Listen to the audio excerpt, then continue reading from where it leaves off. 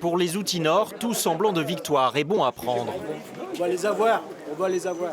Dans leur combat judiciaire, ils ont obtenu ce matin du tribunal de Valenciennes le report au 2 septembre d'une audience portant sur la cession des titres de leur entreprise par leur actionnaire à ses créanciers.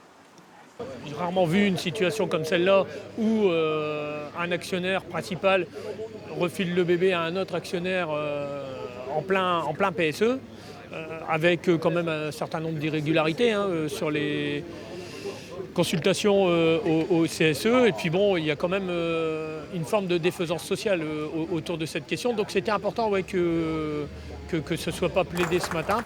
Les avocats des salariés ne cessent de dénoncer le calendrier financier que cherche à imposer la société au détriment de l'humain. La moindre des choses, c'est qu'on nous donne les informations pour nous expliquer ce qu'il y a derrière cette cession de titres. Est-ce que celui qui va racheter les titres a un projet? Il dit qu'il en a un, alors quel est son projet? Ces éléments sont évidemment des éléments clés pour les salariés qui ont besoin de comprendre pourquoi leur emploi aujourd'hui va être sacrifié. Cette cession de titres passe d'autant plus mal que la procédure du plan de sauvegarde de l'emploi se termine demain, frappée d'un rejet général. Hier, nous avons voté l'ensemble des salariés et je peux vous dire qu'ils ont décidé de ne pas signer le PSE à 99,9%.